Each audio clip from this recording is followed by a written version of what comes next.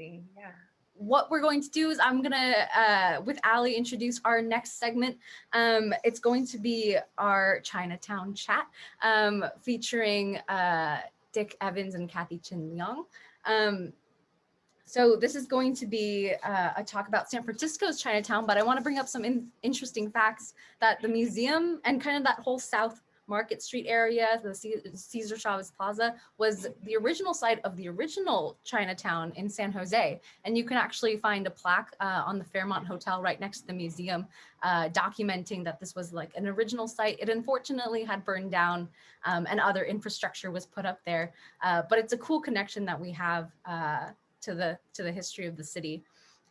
So we have photographer Dick Evans and journalist Kathy Chin Leong ready to share stories and images from their book Chinatown, and it has beautiful images that highlights San Francisco's historic neighborhood and the people that make it up and its rich history.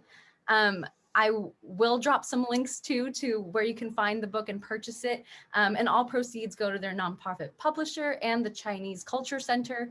And one thing I want to encourage is you folks to come up with some questions about the people that they're sharing these stories about their process, utilize the chat, and or raise your hand and we can make sure your questions get answered towards the end of their presentation.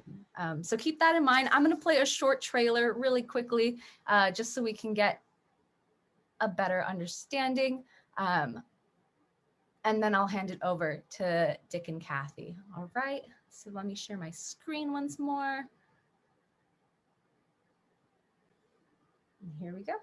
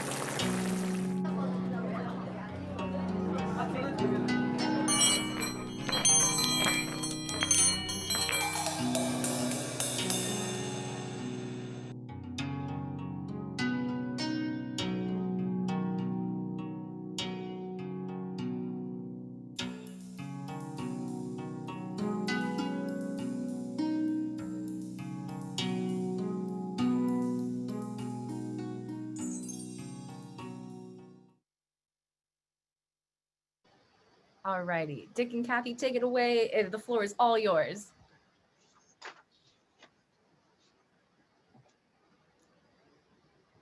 Okay, hopefully everyone can hear me okay. Raise your hand if you can. Great, terrific. So first of all, that lion dance on the platform and stools made me nervous too. I don't know how many people know those lion heads are not light. They weigh like 10, 12 pounds. And they have to maneuver those as well as doing all the jumping and dancing. So anyway, thank you very much for joining us. Thank you, Radhika, and thank you, Ollie, for inviting us to be part of your Community Day and feature on Lunar New Year. And we are looking forward to sharing some of the images and some of the stories behind the San Francisco Chinatown book.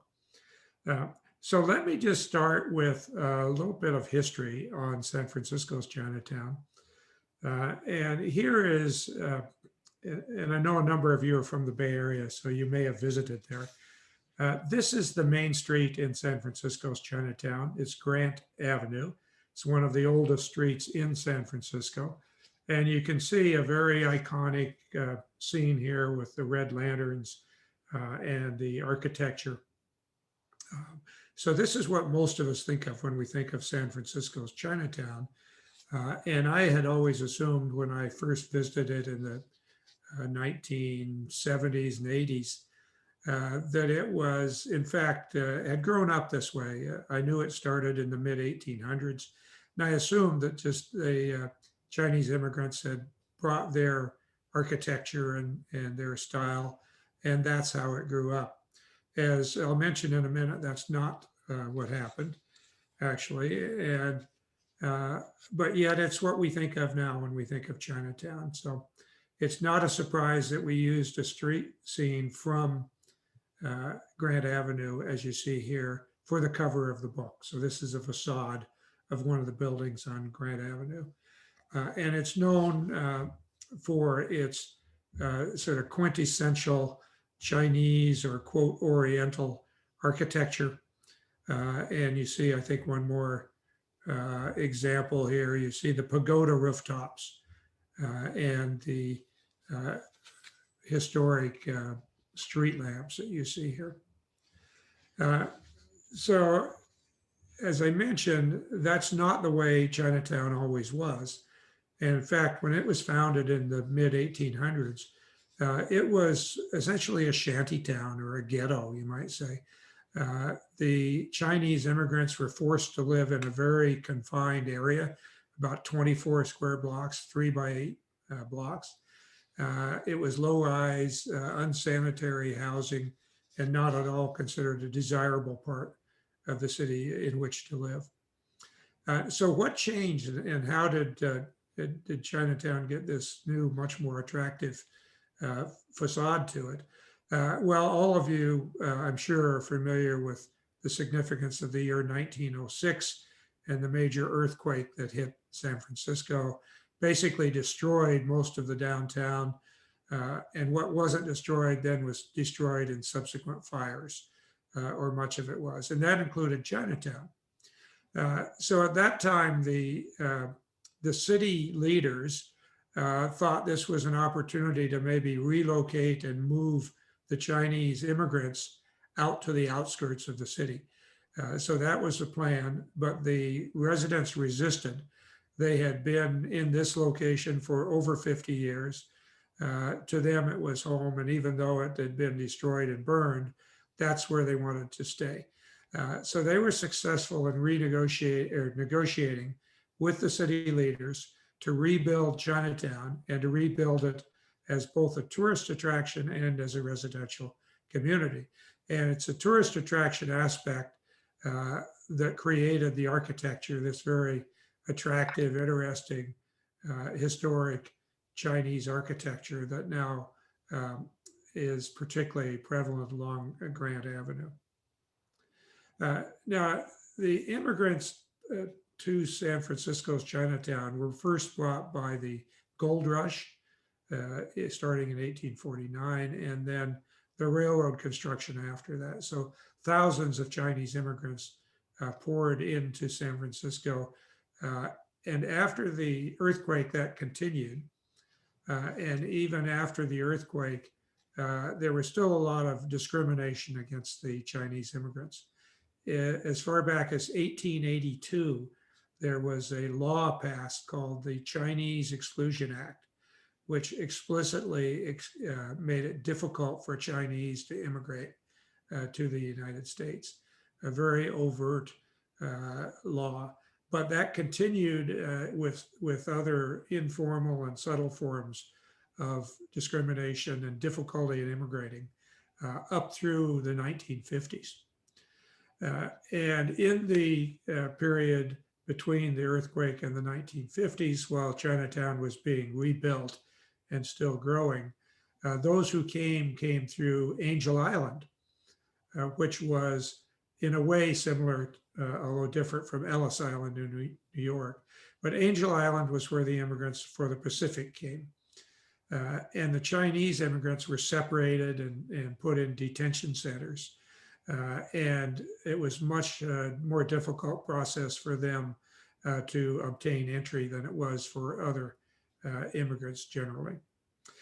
During that time, while they were in the detention facilities, many of them carved their names or their initials or poems or short stories into the wood walls and rails of the detention centers. And these have all been captured and actually put in a book and translated.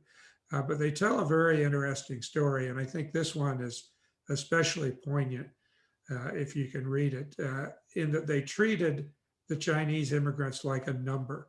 And this young man mentions his number is 80340. They would not address them by name. They would only post their number if they had to go to a health check or to interrogation. And then on the day that they were processed to go come into the US, they would just put your number on the blackboard and it says San Francisco. And you can probably note at the bottom, you see that this was carved in the wood by an 11-year-old boy. So it's a pretty chilling reminder of some of the things that we've seen reoccur with some of the immigration restrictions and the separation of families and the wall on the Mexican border. So the first 100 years of Chinatown and immigration was fraught with a lot of discrimination and prejudice against the incoming immigrants. And that, I think, has informed Chinatown to be a very socially aware, social injustice aware community. And today there are two monuments that are a tribute to much more recent cases of social injustice. Oh, glad we have a young attendee there. Thanks for joining us. So these are two statues that are in Chinatown today over the last several decades. The first one is the goddess of democracy that you saw in the prior slide. And you may actually recognize that if you saw news coverage of the Tiananmen Square uprising in 1989. But that was originally a 50-foot statue in Tiananmen Square. It was replicated in bronze and it sits today right in the center of Chinatown in Portsmouth Square. The other one is a statue a bit more recent in the last couple decades called the Comfort Women. And it's a tribute to the Chinese, Filipino, and Korean young women and girls who were taken by the Japanese army and government to be sex slaves during World War II. So this statue is in St. Mary's Square, right in Chinatown. It actually created quite a split, unfortunately, between San Francisco and its traditional city, Osaka in Japan. Hopefully that gets mended together in the future. So as we like to say, we feel that the story of Chinatown is a story of resilience, survival, but also celebration. Let me turn it over to Kathy, who did over 100 interviews in writing the stories behind the images in this book. Kathy. Happy New Year, everyone. Gung hei fat choi, as they say in Cantonese. I wanted to show you this one of my favorite murals. This is James Leong's mural called 100 Years of Chinese in America. And it was created in 1952. As you look from the left and move your eyes all the way to the right, it begins with hardship in China, and then it ends with assimilation in America. You can see this 7-panel mural on permanent display at the Chinese Historical Society of America Museum, and that is in Chinatown. Of course, you're celebrating the Lunar New Year, so you have other parts of the program that have a lot of information on that. But of course, it's the biggest social event, the biggest cultural event of the year. Normally this year, unfortunately, of course, it will not be in person. It will be virtual for the first time in decades, if not a century or more. But here are a few shots of it. You see a lion dancer here, very much like the one that you just saw if you watched the prior program. And behind it, you see also a dragon. So dragons and lions are, of course, very popular in the parade. The parade itself is over a mile long. It annually, in normal years, attracts hundreds of thousands for the full 2-week celebration of Chinese New Year, culminating in the parade, and well over 100,000 in attendance at the parade as well. The parade is attended by many different groups, including a lot of student groups. And here you see a couple of young men who are elementary school students, actually, 13 or 14 years old, who are stilt walkers here in Monkey King costumes. And they traverse that whole 1.25 miles or so parade route on stilts that are 6 feet or more above the ground.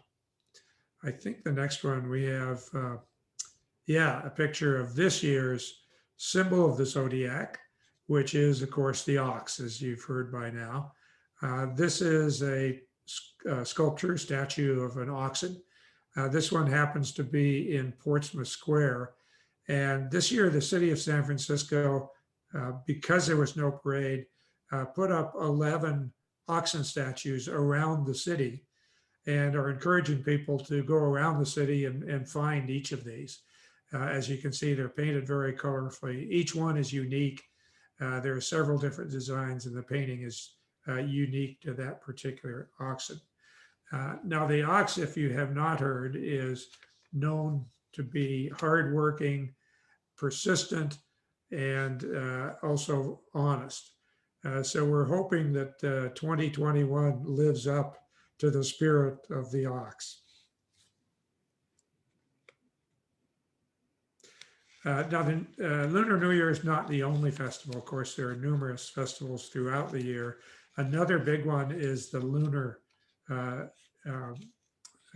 Moon Festival. Takes place in the fall. This happens to be the moon goddess and her moon god dressed up in costume. In reality, it's Maggie Wong, who is a TV broadcaster and journalist who grew up in Chinatown and participates each year for the last 20 years or so as the moon goddess. But there are other festivals as well. So hopefully by 2021 fall, the Moon Festival will be able to be held in person, and it's a great one to attend. Now today, if Bruce Lee were alive, the Kung Fu action hero would be 80 years old. And before he came on the scene, Chinese males had no role models in the media. They would be cast in bit parts as houseboys or evil emperors. But Bruce Lee, the muscly action hero, changed all that. He changed the life of Jeff Chin, pictured on the left. When Jeff was a boy, he was picked on because he was Chinese.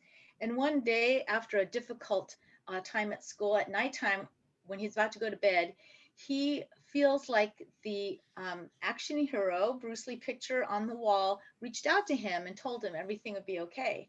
Well, since then, he's become one of the top collectors of Bruce Lee memorabilia in the entire world. And we will get to see his collection at the Chinese Historical Society of America Museum this fall when they host a Life of Bruce Lee exhibition. Now, Tai Chi is also another Chinese tradition, a very good form of exercise. Here we are at the Worldwide International Tai Chi Day, which we gather a group of volunteers for this photo shoot. We also found a Tai Chi master. This is Sifu Xu Fen Zhao, and she was willing to demonstrate some Tai Chi moves in front of murals and other landmarks on the street of Chinatown. Now we are here with the Tong family at Chinatown's Far East Cafe. And at this baby party for 1 month old, you have to have dyed red eggs to represent fertility, and a plate of ginger, which represents energy and strength. I think it's the kids that love Chinese New Year the most. You typically give 2 red envelopes. Each one is filled with 2 fresh bills, and that represents double happiness. Meanwhile, the wedding tea ceremony is a treasured tradition, but fewer and fewer Chinese couples are honoring it. But we were able to find Liana and Michael that were the exception. They will present tea to their elders, and in turn, the parents and grandparents, one couple at a time, offer money or jewelry. Now, brides aren't the only ones who receive jewelry. Many times an older woman will start handing down her heirlooms as she gets older to her granddaughter, daughter, or daughter-in-law. In ancient times, people believed if you wore a 24-karat gold necklace or jade bracelet, you would be protected from evil spirits. This is one of my favorite murals because it depicts everyday Chinatown life. Here, a modern woman passes a traditional tailor shop. She's wearing a traditional jade bracelet, probably from her mother or grandmother, and she carries a bag of good luck oranges and a box of bakery treats for a sweet life. Now, this is my family sharing dim sum, otherwise known as going to yum cha. And plates of chicken feet and steamed tripe are not exotic, but everyday dishes. So why don't you type in your favorite dim sum and let us know what you enjoy. San Francisco's Chinatown is about 170 years old, and it has survived despite all the pressures around it in this 24 square blocks right in the center of the city. So you can guess that it has a very strong community spirit to have survived that long. And the best way to maybe feel that spirit is to take a walk through Portsmouth Square, which is the center of Chinatown, or sometimes called the living room of Chinatown. And on a normal day, if it's not raining, you'll see women and men out playing cards with various tables set up around Portsmouth Square. And when I was taking photos this day, it just started to pour, and I assumed everyone would fold up and go home with their card game, but that's not what happened. They pulled out their umbrellas, they kept their hands, and moved under the protection of the gate that leads to the Kearny Street Bridge. And as you can see, the card game continued. It never stops, I understand. It goes on and on. It's gone on for decades in Portsmouth Square, so it's quite a tradition. Another community tradition are the family associations or benevolent associations, of which there are numerous ones within Chinatown. This happens to be one where we were permitted to go inside on a weekend morning, just to see how people use them and enjoy them. And here you can see a group of men playing a game, mahjong or Chinese checkers. And then you will also see people reading Chinese newspapers, but people will come from the South Bay, where many of you are probably from, the East Bay, and come in just to join and see family and friends and participate on weekends. Another Chinatown tradition is Miss Chinatown USA. And you might ask, why is there a separate Miss Chinatown? Why don't they just compete in a Miss America or Miss California pageant? Well, the ugly fact is that for decades, the young Chinese women were discriminated against and not allowed to participate in those broader pageants, and both overtly and covertly discouraged from being part of that. So Chinatown formed its own pageant together with other Chinatowns around North America.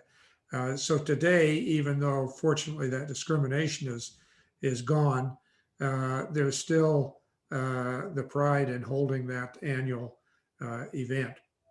We were able to meet and get to know Miss Chinatown 2019 during the course of the book. This is her here. Her name is Catherine Wu. She's from San Francisco, but not Chinatown. But in addition to being well-poised, beautiful, intelligent, and of great character, we learned that she's also an Olympic level archer. And you can see her here with her very elaborate competition bow that she's holding. So we asked her if she would mind visiting a few traditional spots around San Francisco with her bow, which she was happy to do.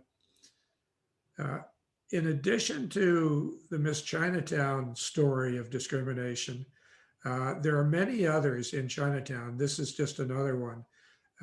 The Chinese in Chinatown were discouraged from using YMCAs throughout the city.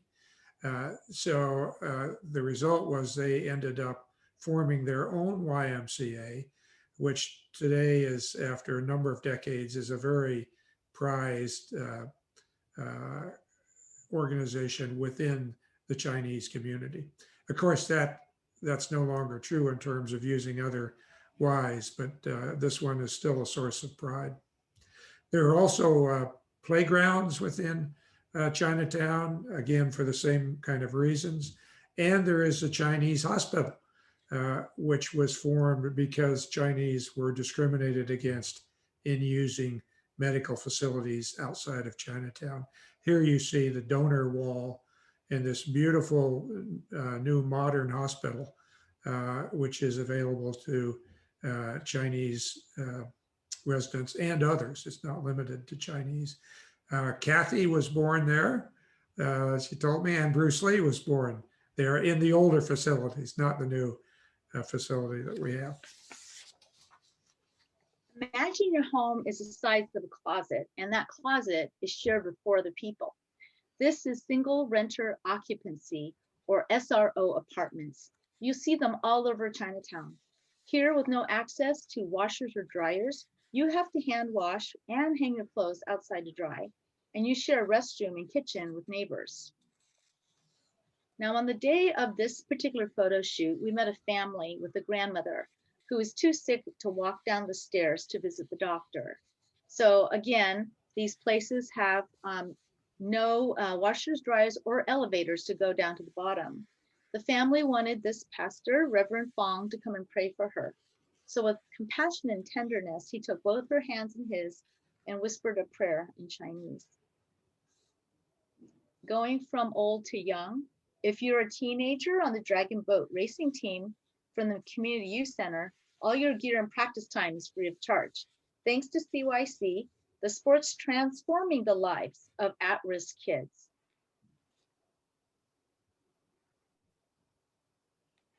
When I was young, it was not cool to be Chinese, but today things are different.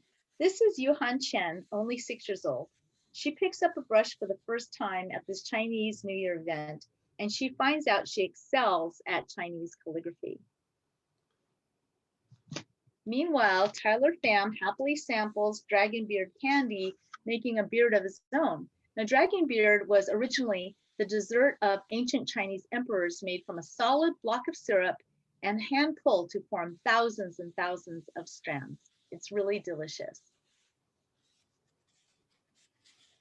These buildings belong to family associations with more than 200 of them in Chinatown. Back in the 1800s, when you landed in Chinatown, you would look up your association based on your village or your last name, and the association would help you secure a job and a place to stay. These associations often feature shrines, and note that these are private clubhouses, not open to outsiders. You can't just go up as a tourist to see them. So getting in to take these pictures for this book was extremely rare. The largest of the organizations is called the Chinese Consolidated Benevolent Association. It consists of more than 50,000 members in the US and Canada. Chinatown is its headquarters. Recently, they worked with local officials to block marijuana shops from coming into Chinatown. This older woman is Cecilia Chang, who recently passed away at 100 years old. She was a very famous restaurateur who was also nicknamed the Julia Child of Chinese cooking. Back in 1968, she opened the very first Chinese elegant restaurant called the Mandarin. It was based in Ghirardelli Square. And years later, her son Philip caught the restaurant bug. He is a co-founder of P.F. Chang's with restaurants all over the world. Here, Chinese schools go back as far as the 1800s. These languages schools were erected because parents feared their children would lose language and the culture of the homeland. So the youth learned Cantonese, the language of the Guangdong province, where most Chinese are from. Today, most schools teach Mandarin, the national language of China. This is Corey Chan, lionhead whisperer. For over 40 years, he has been restoring injured lion heads, and he gives them back their roar. He is self-taught. He replaces eyelid used for blinking. He glues on new fur. He paints over the scratches until the lion looks like new. And after repairs, says Corey, and I quote, "The new memories come back to the lion." I've been sort of monitoring some of the questions coming in the chat room, and we definitely want to get to some of those. So I'm going to speed up a little bit on this next section on food and restaurants. And there is a lot of information available on that through other sources, but and also on our website for the book. But there are local restaurants like you see here that have been around a while, but there are also some new restaurants coming into Chinatown, as you see in the next couple slides. One of those is China Live, which you see here, and now you see the kitchen. As you can see, a very modern, contemporary kitchen. It is an excellent restaurant. It's one you should give a try if you do go into Chinatown. Here you see giant steamers cooking the dumplings, and this one I love, the giant chocolate mousse bowl. Another quite modern and very nice restaurant is one called Mr. Jew's, which has actually received a Michelin star. Here you see the very exquisite servings. It's right on Grant Avenue, excuse me. And you see a number of young restaurateurs like Kathy Fang here, who has won a number of awards for her cooking. And she learned working at her parents' restaurant, House of Nanking, which is still open in Chinatown. This is Mo Li Xingqi, a business of dried meats and poultry over 100 years old. Now, as a child, when I stayed at my grandmother's SRO, she made this steamed, dried salted fish over rice for breakfast. It was delicious. I encourage you all to go to Eastern Bakery to have its specialty, which is coffee crunch cake, and is only one of 2 bakeries in the entire city that makes it. Every day at 4 o'clock, the little grandmas emerge from their apartments for produce on sale on Stockton Street, which is considered the locals' Chinatown.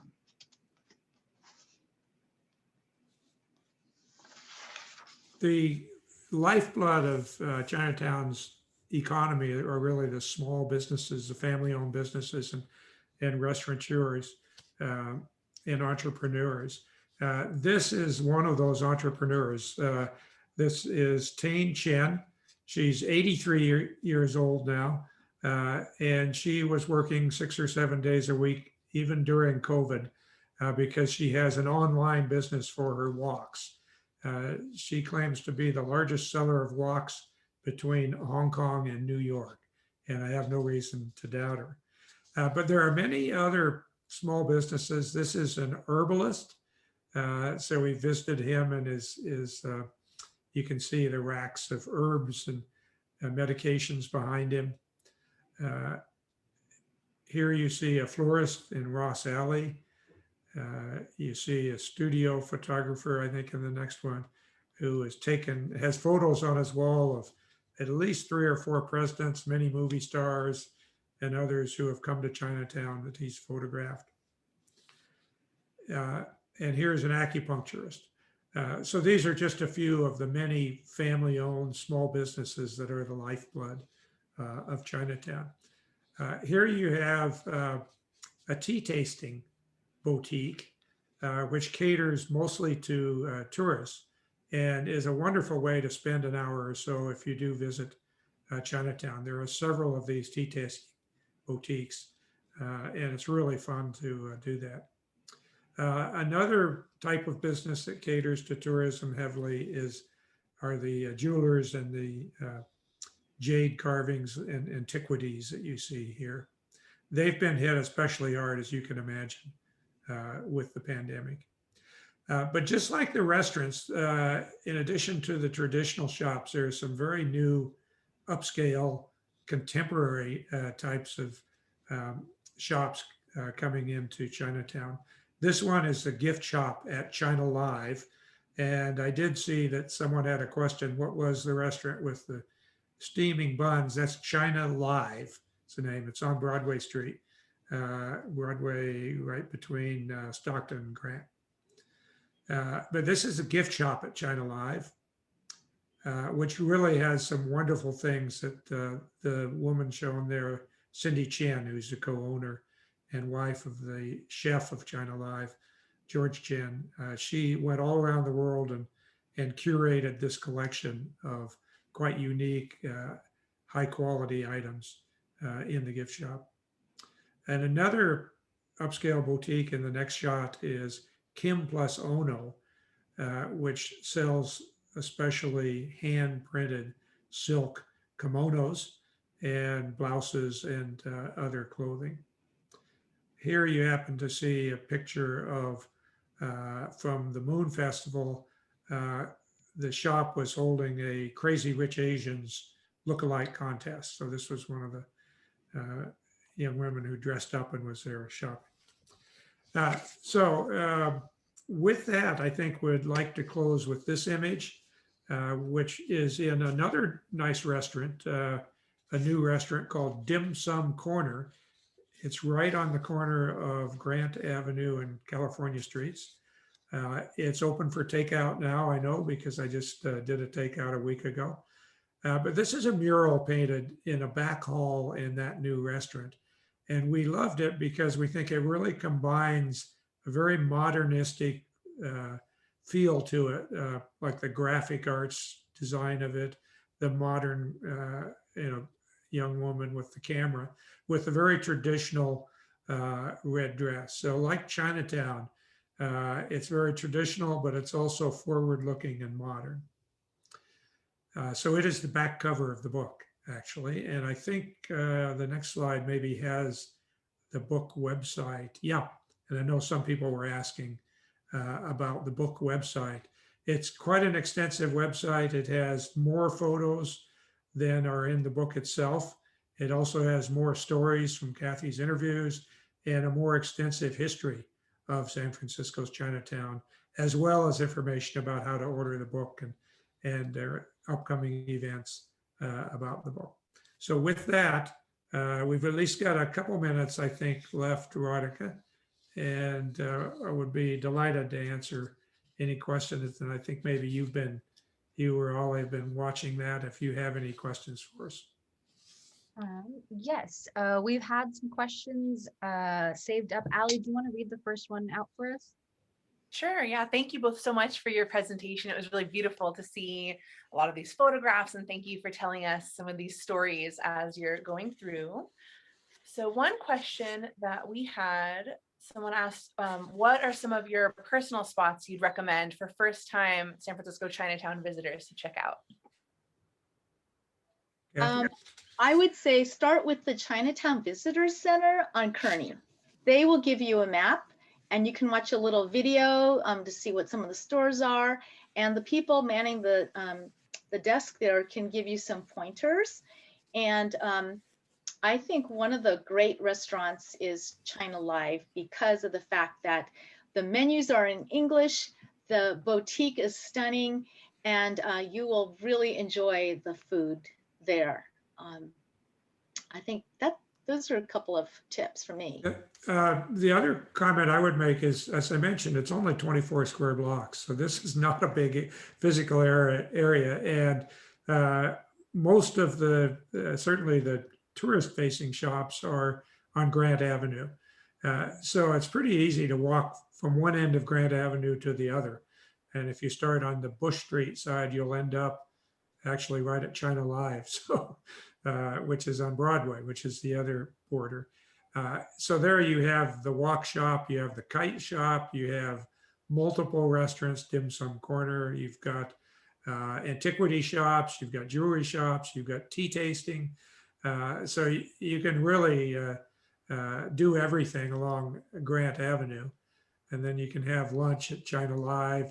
And then don't forget to go on Stockton Street, though, too, because Stockton Street is the people's Chinatown. And it's there are a lot of food markets. They have really excellent fresh produce and variety that you don't find outside of Chinatown in terms of fruits and things that are carried. And I know a number of people who go there just to shop for their fruits and vegetables, non-Chinese, just because they have such good selection and such a variety and good quality. Yes, I encourage you to go to Stockton Street and buy something new. Like, you'll see some unusual fruits and vegetables that you've never tried. So just buy one and try it and take it home and see what you think. And also go to the Chinese Historical Society Association Museum, and that is in Chinatown. It's a beautiful museum. It's a Julia Morgan building. It is stunning, and it'll tell you the story of the beginning of Chinatown. So that's a good place to go as well. And I think we have a time for one more question. So I'm going to ask, it's kind of a combination of a couple. Are there any unexpected things that happened when creating this book, or do you have a particular memory that you're still fond of when you think back to making this book? For me, it was that picture of Reverend Fong, Norman Fong, who was formerly the director of the Chinatown Community Development Center that oversees these SRO apartment buildings. And I was really touched by him. He's also a rock musician. Oh, really? And kind of does it all. And everyone in the community knows him. He had so much compassion on the elderly. So I just was really impressed, I guess, by just all the shopkeepers and all those who live there. They're really proud of what they do. They're not ashamed of what they do.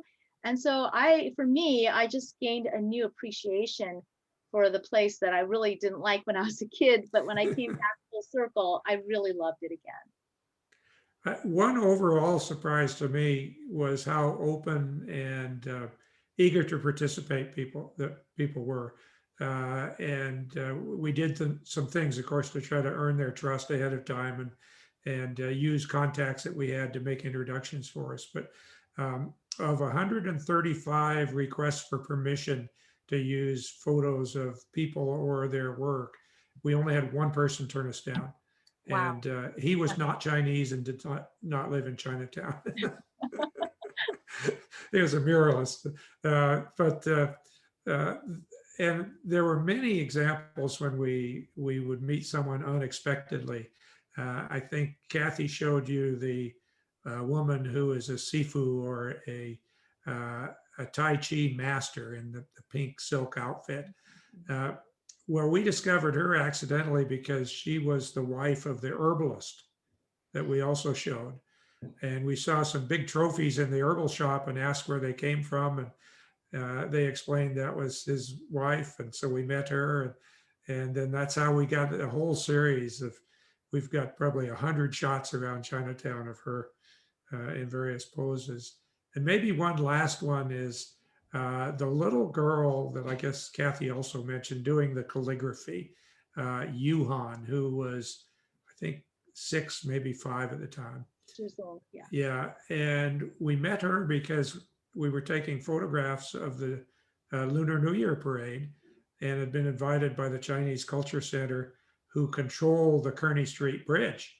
So I wanted to get shots, like the shot right behind me in my virtual background was taken from the Kearny Street Bridge. Nice. So I went inside because it's pretty cold out there for a break. And here I see this little girl, 6 years old, sitting here studiously working on her calligraphy. And it just struck me, this is an image that we have to have. So naturally, with someone of that age, you need to find the parents to get permission. Right. And fortunately, her mother was hosting a group of clients there for the parade. Her mother is a banker, wealth banker as clients. So we found her, we got permission to take the photos, and then Yuhan has become in a way a bit of a iconic signature image for the Chinatown book. How beautiful. I love that intergenerational, you have the younger folks learning the calligraphy and learning the language, really engaging with the culture. That's so beautiful. I really thank you guys so much for sharing so much about Chinatown and about your process. And I think I'll speak for myself, but I know I'm jotting down notes of, okay, this is where I need to go visit, right? I think many of us are probably putting together an agenda for where to explore in Chinatown. That's definitely me too. I have Yeah. all the places written down. And one thing you can do is if you have the book, or go buy the book, and in it we've tried to identify all the locations. So if you see locations of murals or restaurants or things, typically in the bibliography we'll have identified the location, and you can go visit a number of those sites that are in the book or online on the website as well. And I just linked it back again. So folks that are here watching, there's a direct link and you can pop it open maybe after the event is over and check out the wonderful, wonderful book. I want to thank Richard, Kathy, also Allie for co-hosting with me. And I know Laura was sharing the images from your book. So thank you so much for putting this presentation together.